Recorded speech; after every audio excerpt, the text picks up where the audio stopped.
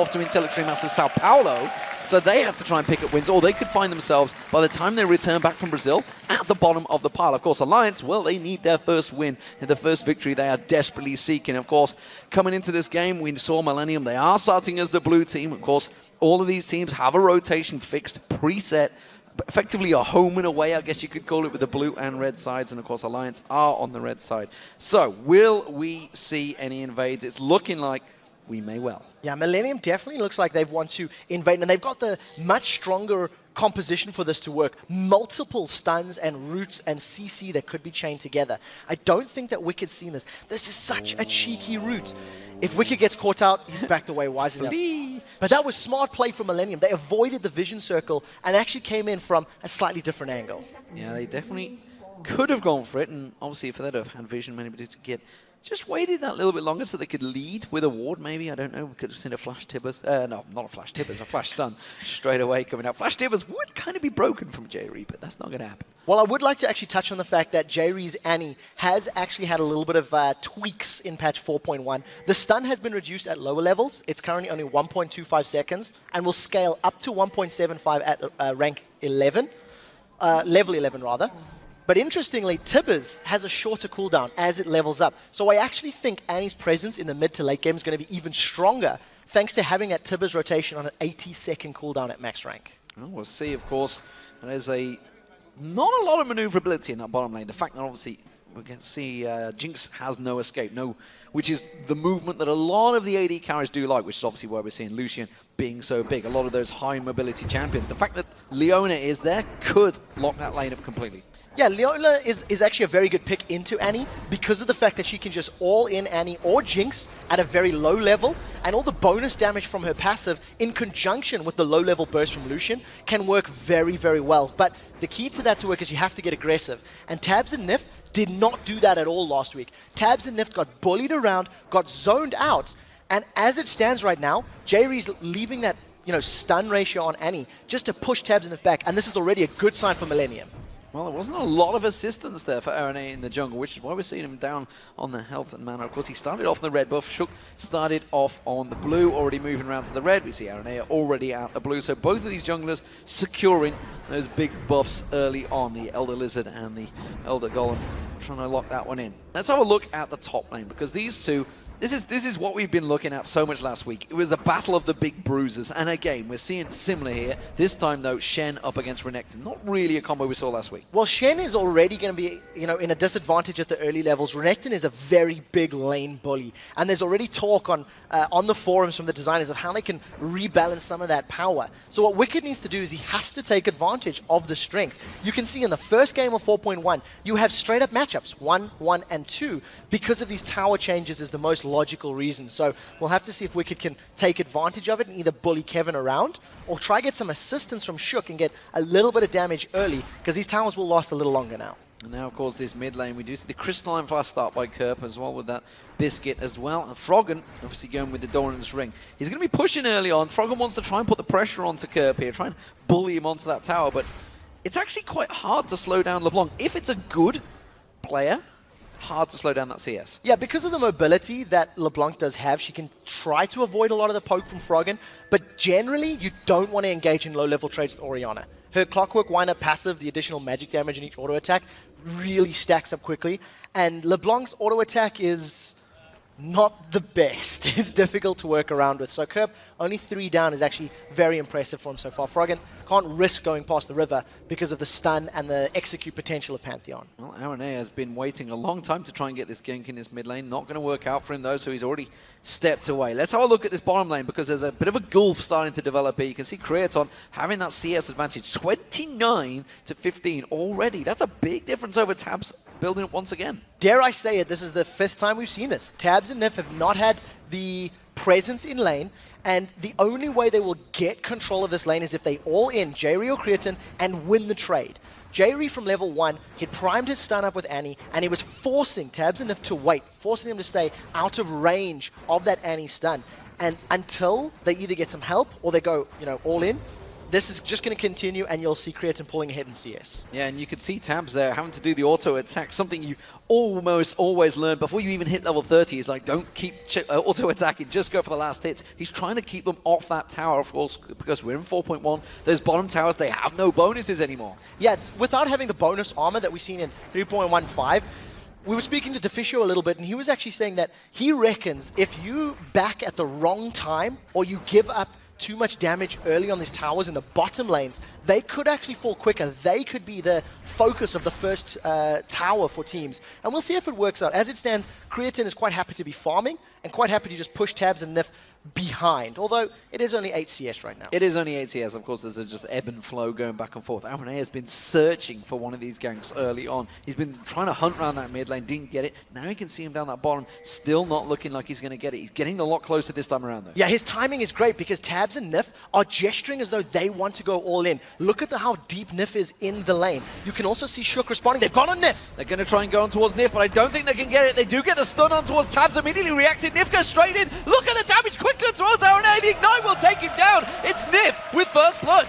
Brilliant play. Nif calling, go in on Aranea. Pantheon is so squishy early. The Flame Chompers have also had a little bit of a change. And now Kerp on Froggen, they should be okay. Shockwave, don't think there's enough mana for Froggen. No, you can see Kerp actually was the one that went for it, and Froggen quickly turning that back on its head. Shook also taking a look towards the mid lane now. He was actually able to go towards the middle, but they put the ward there. Yeah, Shook definitely wants to come in. He's going to leap in. He's going to leap. Can he get the damage? No, he can't. He does manage to get the claw and the void spikes fall onto Kurt, but he's going to knock him away. Straight back down that bottom lane. We see Tabs getting locked up. The stun comes in. Nif interrupting, trying to get into the face of J-Ree.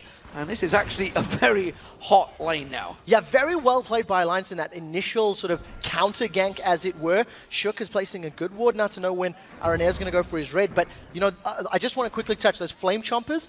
The reaction time is a little bit longer than it was previously, which is why you could actually see Tabs and Nif getting away from the stun chain, which wasn't optimized between Pantheon and Annie. They stack their durations, and they could have held Tabs in place a little bit longer there. Well, double warding on that red buff. Shook's going to know that he's there. Of course, Froggen is going to be taking this blue buff if they don't mess it up, which they were close to doing there, but you can see Aranea. Actually, this we're going to see whether Shook's going to come interfering. No, he's not. He's going to head back to Wolves, so that red buff will stay clean. Aranea will be able to pick that one up. Let's have a look back towards the top, because we can see Wicked starting to develop a bit of a lead here. 63 to 49 CS. It's what we're expecting. You know, in this lane matchup, you know, this is one that Renekton should be winning. I actually think Kevin is doing fairly well because he's 15 down. He's got probably about 10 sitting in front of him, so he should be able to last hit these quite effectively. And now the fact that he's got Stand United available and Aranea is getting close to that Grand Skyfall Pantheon's ultimate, we should actually be seeing the combo, the Wombo combo, as Rocket would say, coming into effect. It's a great ability that two of the champions can move, and Shook with the first sort of attempted steal. So he actually knew exactly where Aranea was. Knew that he was on the red a moment ago. Had a complete vision of him. Arenea's coming round, but this is going to be for LeBlanc. He's stolen it. He's gone. Shook it's hit and run. And very good play by Wicked. He'd actually moved to the tri-bush to prevent Kevin moving from lane. So Renekton would have been able to interrupt Shen and prevented any sort of interference in that steal. That's actually the first coordinated steal, I think I would say, between Shook and Wicked. And it is a very good sign in these early stages. Shook with an extra buff. He's going to get a little bit extra XP, but no real gank attempts from Shook just yet. Little presence in mid, but not the strongest. Yeah, and it just shows you how far ahead these guys are thinking, how far they're setting it up. Of course, that ward was placed a good 2-3 minutes before that action even began, because the ward's already worn off now down the bottom lane there. So nice play from Shook. Shook's starting to get into this, and of course, we hyped him up quite heavily. Oh, look at Aranea waiting. He's got Grand Skyfall now, so we're going to see whether he's going to go for it. He's jumping on Froggen. Can he land the stun? No, Froggen immediately getting away. He does get the stun. Is the burst? No, because the flash gets him straight out. So well played by Froggen to at least realize that he was under threat. I think Kerp was way too far behind. They needed to make that a little bit more coordinated for it to work, and I think half a good attempt, maybe timing was what cost that one for Millenium. So CS is still in favor of Creatine down this bottom lane, 81 to 69. Of course, Tabs will swing that back a little. Oh, they missed the Siege minion there. That's not so good for Tabs. That's going to fall in behind in gold. Of course, we do see the item-wise. He went for the Phage early on, whereas a BF sword coming out straight up for Creatine. The biggest difference between this bottom lane, I actually think, is in the supports. Nif having that Sight Stone already completed, plus his Door and Shield, he's further ahead than J-Ree. And in these all-ins, he's going to have the vision to play within the river. You can see how much better the Alliance client's ring of sight is, and he's going to have additional HP to work with. So I really like that. They have caught Froggen, but Shook is coming in from behind. Oh, but he gets spotted out by the ward. He might jump towards Kerp. No, it's just going to keep him at bay, and Froggen's going to keep that CS pushing. Looks like Shook's going to go for the invade Pantheon. Aranea has backed off, but again, Shook is all over Aranea's jungle. Yeah, Shook is expending a lot of his gold on wards, and he's roaming around the map. I mean, that's the second time we've seen him invading the red. We've seen multiple wards up on the blue side of Millenium. It is helping Alliance develop this lead. They're 1,600, 400 gold ahead. You can see a CS lead for both Wicked and Froggen, and it's a good position. And Shook, once again, he's looking for a gank on this bottom lane. Solar Flare is available for Nif, and that's where I think they're going to open up with it. There he goes. Yeah, they're trying to catch on there. Solar Flare does catch a great stun. Queen leaping across there. Shook, of course, he evolved the wings. Has to pop his ultimate to try and back away from this one because it's a good turnaround. Kevin with that Stand United helping out and doing a lot of the counter work there. And it's going to be 50 gold still for Tabs, though, because Tibbers goes down. It's a big gold. That's exactly what we talked about in Picks and Bans, how Millennium's composition can be used both aggressively and defensively. What's very important for Alliance, though, Stand United's down. So once these lanes reset and champions go back to their original homes, as it were, they can just repeat that combo, land the Solar Flare, get the culling down, and I think Alliance should be able to start getting a control of that bottom lane.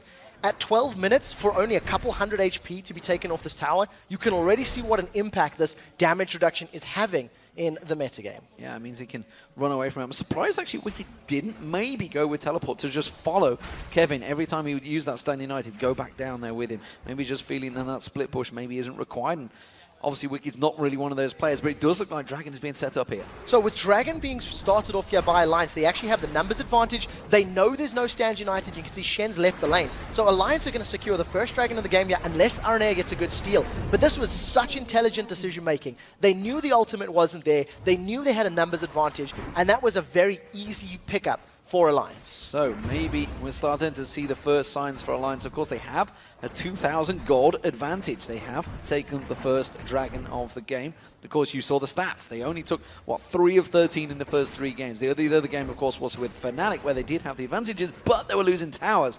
This time around, they are still pressured on that bottom lane, but all the other lanes are looking good so far for Alliance. I would dare say the fact that they've got that BF Sword and Phage is going to help out. And Deficio, you are a wise man. It's almost as if you played this game at a pro level. Well, if they hit the tower, of course. I think they're just trying to deny the CS as much as possible. As much as they could. Get the entire wave down. And as Deficio mentioned, Tabs and Nif, they backed away maybe a little early, and it actually cost them a tower. That was basically one wave and a BF Sword Vamp Scepter. So good play by Millenium to at least, reply getting their first objective of the game, and that was the tower in this case. But of course, we'll see whether it's Seesaws straight back, because Creaton is backing off here, which means we may see Tabs and Nif pushing down. They have good vision of the bottom lane, so there's no reason why they should go straight in there. Jerry actually the only man sticking around. They have the Tribush warded, they have the River warded. They may just push for this. Yeah, I think if Tabs and Nif push down the bottom lane, Aranea is going to need to respond to defend the tower. Although Jinx is on his way back, Creaton should get there hopefully in time. Tab's not necessarily fast pushing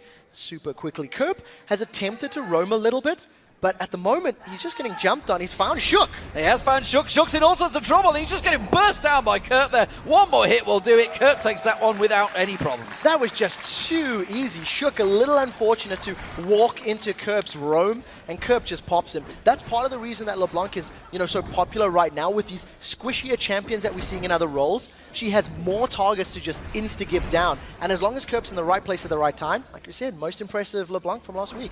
Deathbush lives up to his name and takes another victim. All square, 1 kill apiece, and at the moment, looking like Froggen may be the focus. Yeah, Froggen's going to get caught by the Skyfall. Skyfall's going to jump in. He should be able to get a stun. No, Flash immediately burned by Froggen. Knew the damage. Didn't want to get caught out by that quick burst. And there's 2 reasons that Aranea keeps focusing the mid lane. Froggen already has a 37 CS lead over Kerp. And if Froggen doesn't have his Flash available, he cannot afford to keep Kerp playing defensively. He cannot afford to push the lane and wave clear. So this is actually trying to get Kerp more relevant and trying to get Kerp back into the game. So I like the decision making, but what it means is Kevin is going to fall further behind, and most likely Creaton and J-Ree if they get caught by this Tabs Nif burst. Well, the top lane, we do see Shen returning once again. They've both got Sunfire capes in this top now because we can see Kevin slightly ahead in builds because Wicked hasn't gone back, but it's a 30 CS difference. But now we're at level 11, level 10. What are we starting to see here? Is this going to swing? Is Wicked going to continue bullying Kevin here? The next Dragon fight's going to be very important. I think Kevin is going to try hold on to his stand united until that engagement takes place, and I'm anticipating Millenium to challenge. Wicked has thrown down Dominus. I think this is just for effective HP in lane, and once again, a bruiser battle, not exactly the most exciting to see. Yeah, I think he just simply wanted to shove that lane in. He's pretty much going to back off and buy. So two things. Dragon is going to come up fairly soon. Shook with Tabs and Nif want to use Stand United. That's why they're setting up for this gank. This is a repeat. You can see Shook coming in. He's actually just given away his position.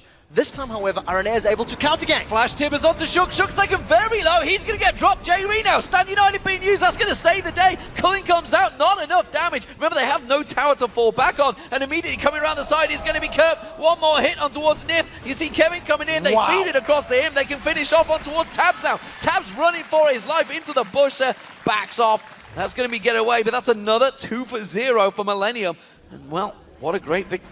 Very good indeed. Not only did they manage to get the kills, Kevin interrupted Nif from getting away. Nif tried to land the Zenith Blade onto Kerp, and a brilliant taunt just caught him at max range. The rest of Millenium are sticking on this bottom tower, and Arena's caught out. The Ignite's going to be enough to take him down. Froggen will get the revenge kill, and the mid lane tower is actually taken very low, but look at that. Millenium just hammer down that inner turret in seconds. Yeah, if Froggen had stuck around on this next wave, he may be able to get the mid tower, but very well played by Wicked. He's replied up in the top. The fact that Kevin has spent a fair chunk of his time out of this lane has allowed Wicked to take it down, and he's just sticking in this lane trying to extend this gold lead. I think Wicked's going to play the split push game with his Renekton. Well, Spirit Visage being built up by him, he did of course back off, and as he mentioned, towers falling all over the map right now. Still a 2,000 gold advantage, Dragon up in 1 minute, but we see Shook jumping on towards J-Re, already used that stun. He's going to have to use that ultimate to try and close that gap, but again, hasn't got the pace. Already used his leap to get into it. Possibly a mistake from Shook. Just not enough burst, really, to shut down J-Re. He does have a fair amount of effective HP, and it worked out in his favor. Kerp's gone on Froggen. Froggen's going to be in trouble. He's got no flash available. He's going to get locked up. Quick Grand Skyfall from Arana. He takes the kill. So very well played by Millenium once again. It's just constant focus on Froggen. They're trying to throw him off his game a little bit. A little bit of a battle for the whites, which Kevin wins. And I think Aranea, Kerp, and maybe the rest of Millenium realizing that Froggen struggled last week, and I think they're trying to push him on the back foot, trying to make him tilt a little bit in this game, and that's the first time it's worked out of 3 attempts. And the thing is, for Alliance, Froggen is the main shot caller. He's the captain of the team, so if he's starting to go on tilt, is he going to have the confidence, the discipline to focus on what is happening? Even better, well, what Alliance are doing. 20 seconds until Dragon's up. Wickets come down. There's no Stand United. There's no Grand Skyfall. Alliance are going to have the advantage in the Dragon fight that could happen because they've got a better position, a better grouping. The question is, how will they play this one out? Because if they hesitate, if Millenium challenge, I think Alliance need to all in to get a kill or rush this down very quickly. Kevin's going to be here very late, and Alliance, they're dilly-dallying way too much. They're wasting time. Yeah, they were scared. They lost the ping ward. They had no vision in the bush just above. Now already you see Kevin down there, and they can actually keep the focus. Look at the position they've got. They can keep pushing the middle tower, which is what Kevin's doing.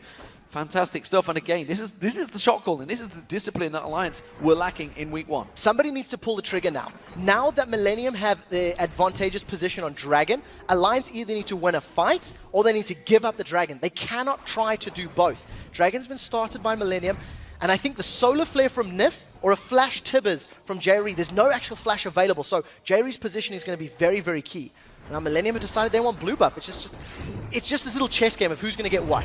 Well, they're trying to steal it away. They do get it. It's Kraton that ended up with that blue buff, and now Alliance with them all stacked up. It's sitting like a juicy target. J-Re with that stun locked and loaded. Going to be tanking out. The Dragon's been pulled out here.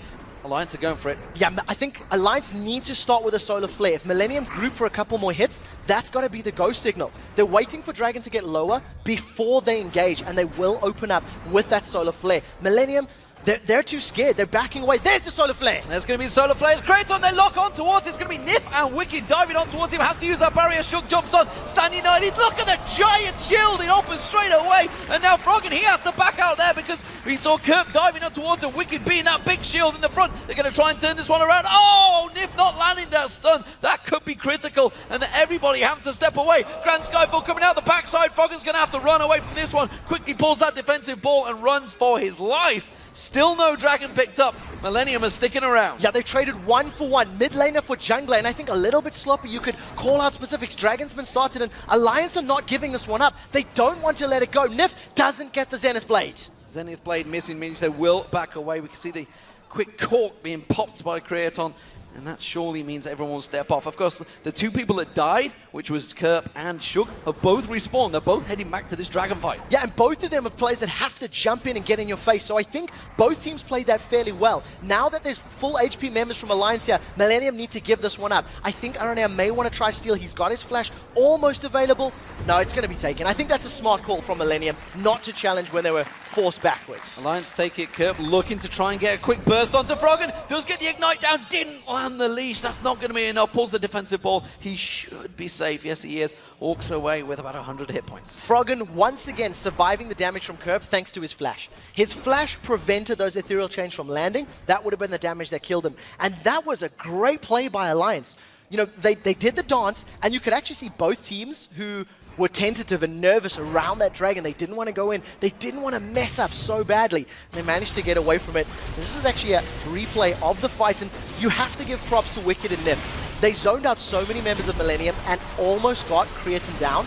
If it weren't for that stand united, Creatine would have definitely died, and then probably Alliance could have closed out more. So, you know, good play from both teams. I also just want to touch on the fact that we did see Kerp stealing red buff while we're watching this replay. And I think the smarter decision from Millenium was not re-engaging once Alliance's members came back with full HP. Well, it's going to be the second blue buff being taken away. That will be Kerp picking that one up. Of course, they did take it away from Froggen in the enemy jungle as well. So now down the bottom here, J-Reed using that sweeper to clear out. Nif was looking to try and get that stun down.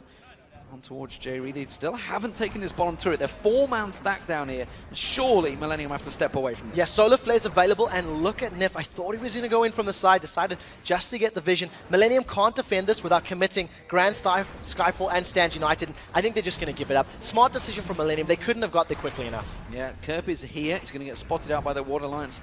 Going to be well aware that he's going to be potentially close to that tri-bush. They were setting up to maybe hope that Kerp made a mistake. Not going to happen. So top lane, two big bullies going on, still back and forward. It's actually only a 20 CS difference right now because you can see Kevin with that Sunfire Cape is starting to claw it back a little. This time he has Stand United available if Millenium were to chase. Yeah, and I really just want to touch on the two items quickly for these top laners. The Spirit Visage has 10% less cooldown reduction in this patch, and the Sunfire Cape has had its damage lowered at the lower levels. As opposed to just being 40 flat, it's now 25 plus relative character level. And it's just a little string. Oh, that's an all-in! Flash Timbers, Grand Skyfall, everything onto Froggen. Froggen taking so low, but he steps away. The Wolf may be enough. The Wolf takes him down at the back there. The culling coming out, not really landing. And now Tabs is in trouble. He has to flash away. Kevin continued to chase. He's going to have that stun up available. Dominus is going to run out in a moment. Wicked's in trouble. He gets locked up. He's going to go down. Not enough he can do about it. Aranea lives as well. Ignite taking will take him down, but it's a minimal victory. And it's going to be a Millenium pushing through and taking the tower. 2 for 1, and look at those HP bars from Millenium. They have so much to work with right now. They should be able to get both of these mid turrets before backing away. Alliance are trying desperately to heal off, and that was just the power of their composition. Grand Skyfall plus Stand United allowed them to just jump on Alliance, catching me completely off guard. I had no idea that was going to happen.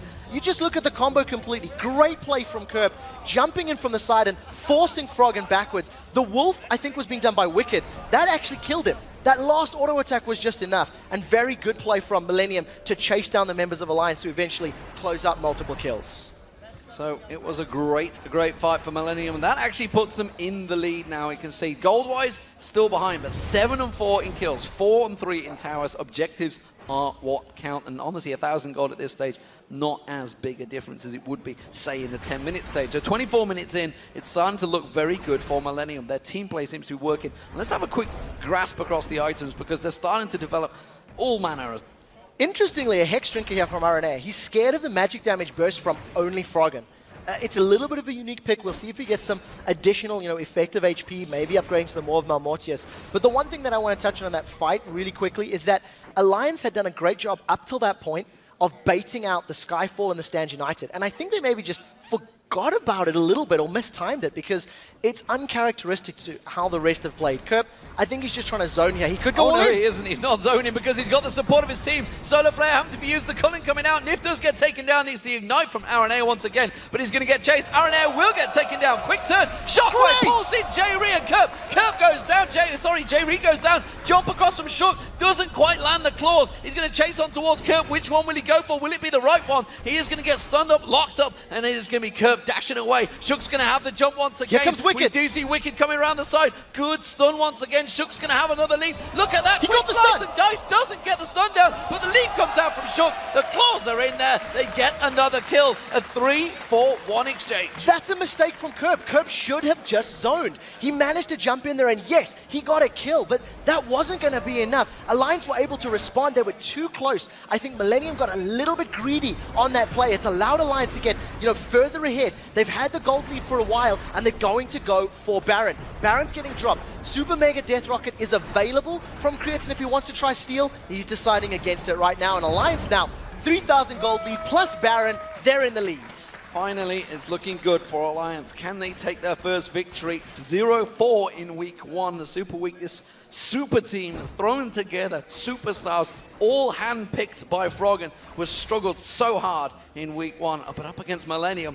Maybe they're going to turn it around. Ironically, they would tie with Millenium at 1-4 apiece if they were to take victory here. Yeah, but they are still a little while away. It was at this period of the game that Alliance really showed all the cracks in their gameplay last week. They tended to get ahead early.